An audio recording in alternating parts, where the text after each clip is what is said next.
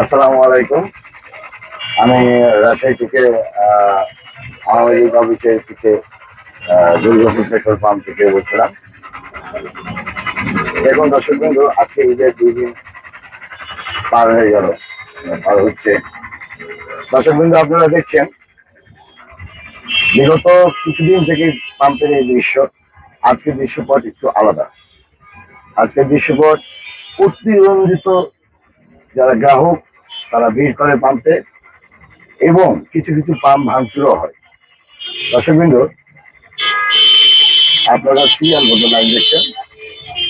এরা কখন তেল পাবে, কোন সময় তেল পাবে, যারা কিনতে আসে তারাও জানে না। তা আমি সরকারের কাছে আবেদন করলাম, এগুলো একটু মনিটরিং করা হোক। বিএসটির যেগুলো কর্মকর্তা, তাদেরকে তারা যদি একটু মিডিয়ার মাধ্যমে হোক আর আপনার জনগণের মাধ্যম দিয়ে হোক একটু যদি পরিদর্শন করে, তাহলে আমার মনে বলে বিশৃঙ্খলতা কমে যাবে। ধন্যবাদ। আমি রাজশাহী থেকে আজকের খবর থেকে চিফ রিপোর্টার বাইজিৎ বলছিলাম। ধন্যবাদ।